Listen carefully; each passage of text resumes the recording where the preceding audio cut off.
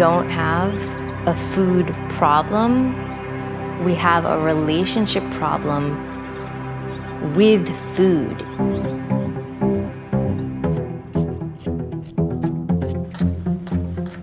I think about food with desire, with intimacy. It's how we connect to ourselves and to others. It's how we remember everyone, who we are. Realizing that food is everything took a long time. Perfect. It's not just about nutrition, it's how it looks, how it smells.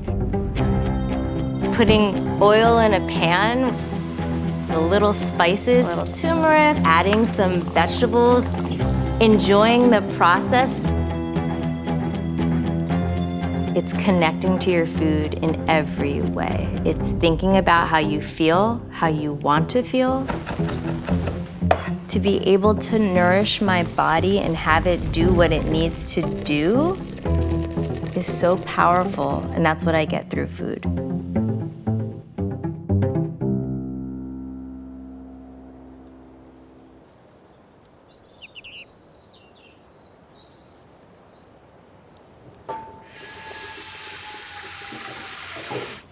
I wanted to make this tea for myself because I want energy, but I want it to be steady and not overstimulating. So I used the ginseng and the moringa to give me like this steady energy.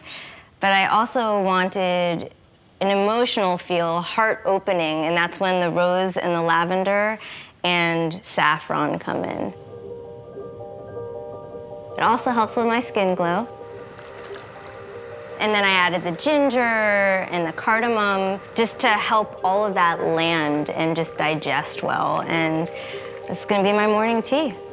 I love this. Look how beautiful this is, just in here. To cook for myself is a gift. Look at that. There was a time where I couldn't stand. I was hooked up to IVs for 7 hours a day. Being able to stand on my own feet and be able to nourish my body. My favorite moment sometimes is just looking at that pot of ghee melt. That moment, smelling, seeing what's about to happen next. This is it, look at that. I always take that moment for myself.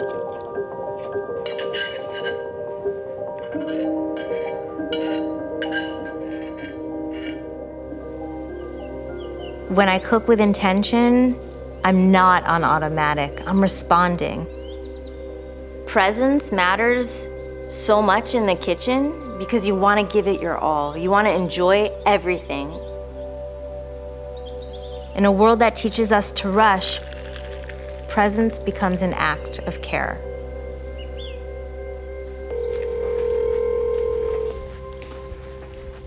Hey, Ryan. Hey, Michi, how you doing? Hi. I'm doing great. How are you? I'm good, thanks. Hey, do you have time to chat about the potluck?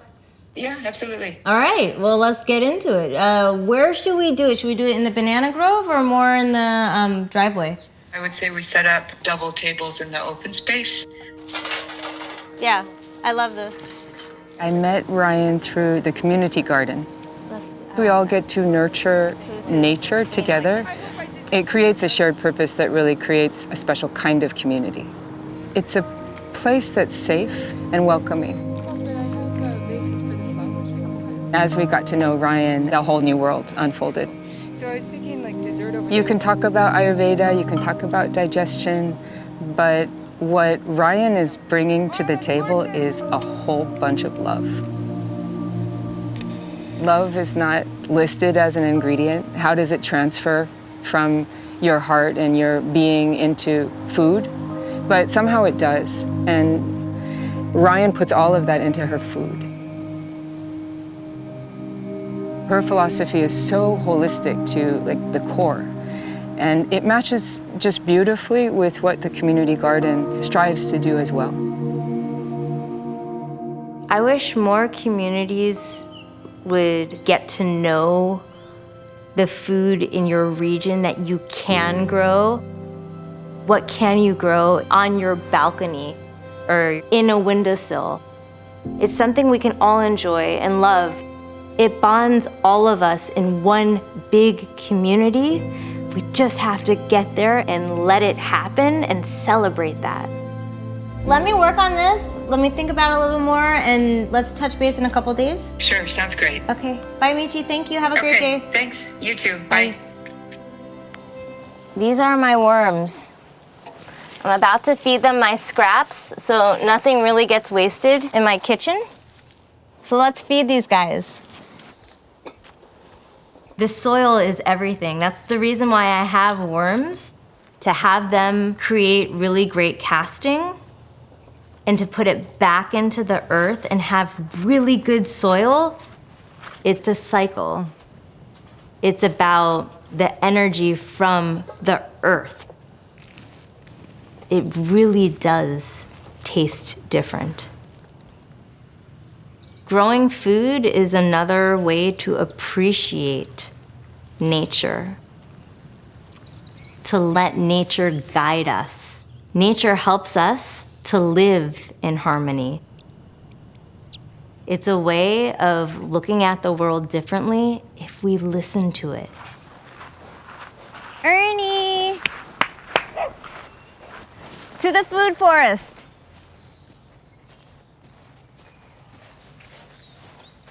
So this is my passion fruit vines.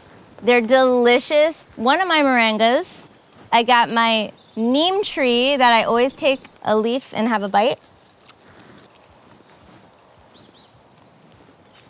Woo!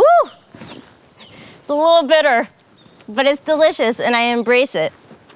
My amla tree. Amla is full of vitamin C, immune support, oxidative support. Cranberry hibiscus. It's nice and tart, so I just had that bitter taste of neem, and now I'm just gonna have a little tartness. So this is my moringa tree. It's extremely healing, really powerful. I moved to Florida to plant this guy, and it's changed my life.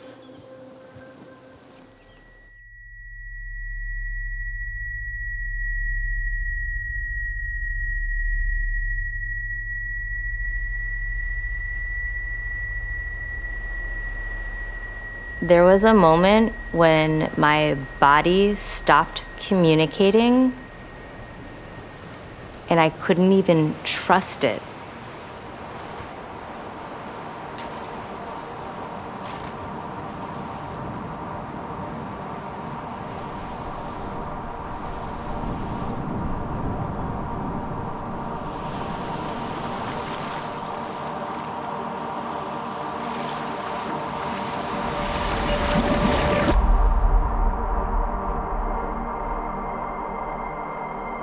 In 2015, one day I was running to the gym and something happened with my foot.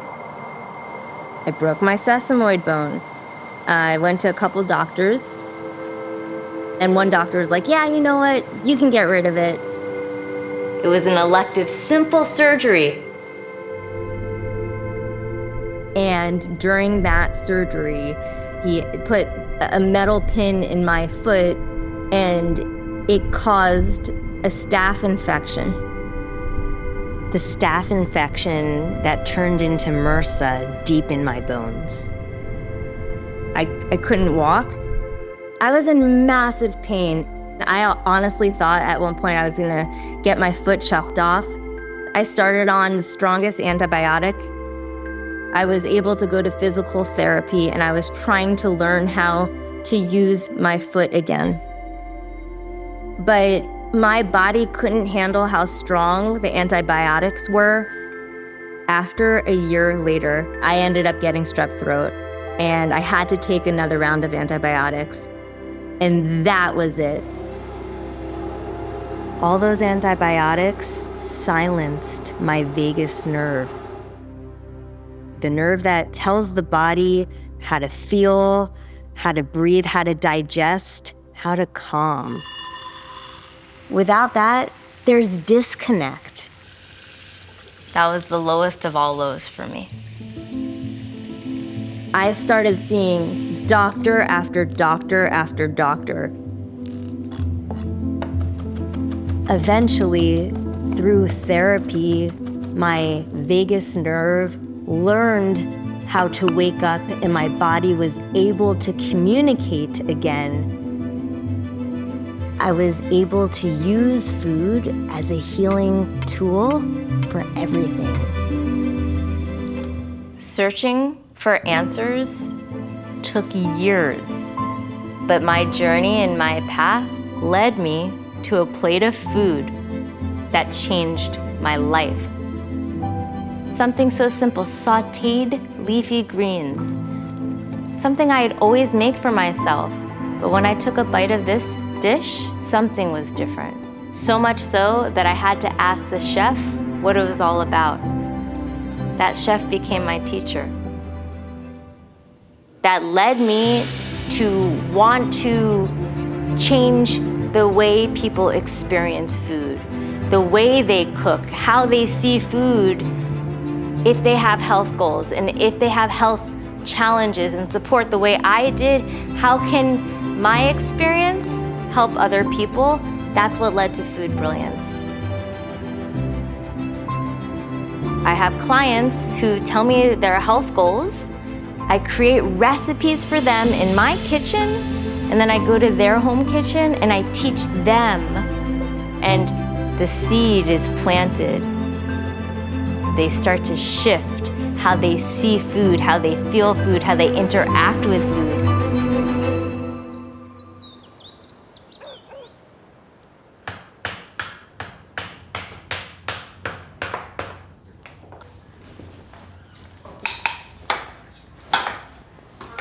You want a little water? Yeah, just pour it in.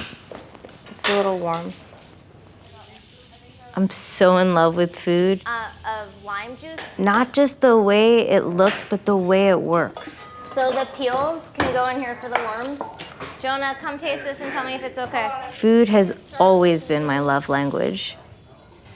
It's how I say, I see you, I love you, I care. Thank you. You want some? It's how we teach our children without words. Back to this guy. Go for it. What it means to slow down, to listen, and to take care of one another. All right, guys, are you almost ready for lunch? Pass it. Get some color.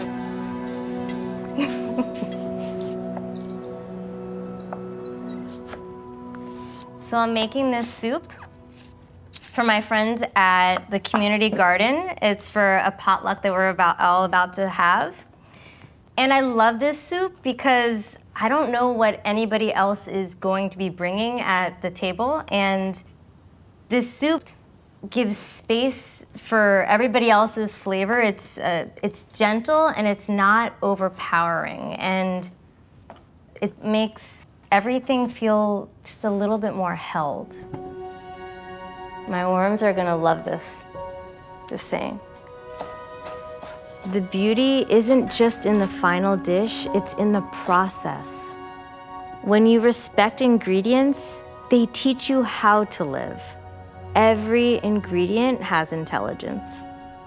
Coriander, it's cooling and grounding to the body. It's sweet. It balances your blood sugar levels and cholesterol levels.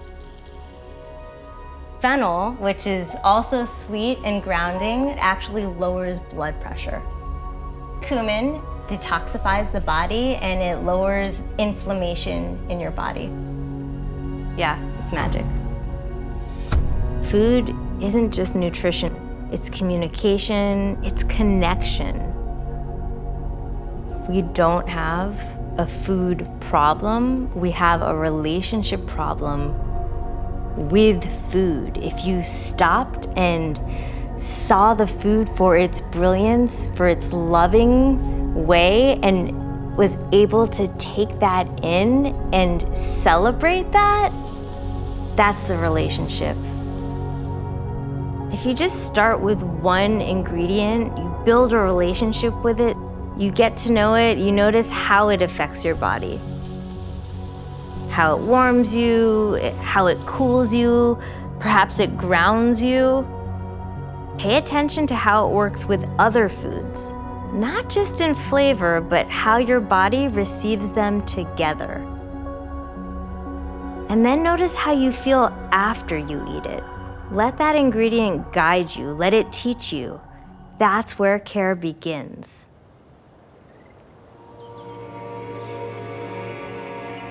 This is one of many of our moringa trees in our garden. I love this one in particular because it shows how strong it is, how resilient it is. You could just cut it anywhere, and then out will come more branches, stronger and taller, and they just reach to the sun. It gives me hope because I'm reaching for the sun too.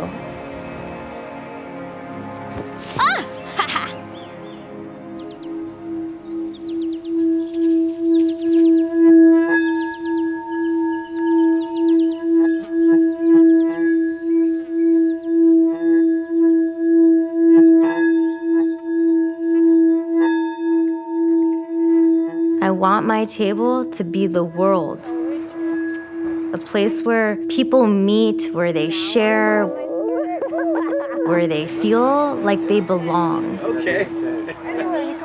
A simple laugh, listening, slow down. Hey everybody, let's eat! Woo! I love potlucks at our garden. They're always magical. To be able to taste other people's cooking, their stories behind it, it's another way of getting closer to that person. I just wanted to say thank you for coming to the potluck. Thank you for sharing your food. Food gathers incredible people. The garden gathers incredible people, wonderful memories, yeah. I want to change how people see food because when you change that, you change how people care for themselves, for each other, and for the planet. It's not just what you eat. Food is communication. When you cook with love and attention, food becomes more than food. It becomes how we build, how we heal, how we grow, how we remember who we truly are. That's delicious.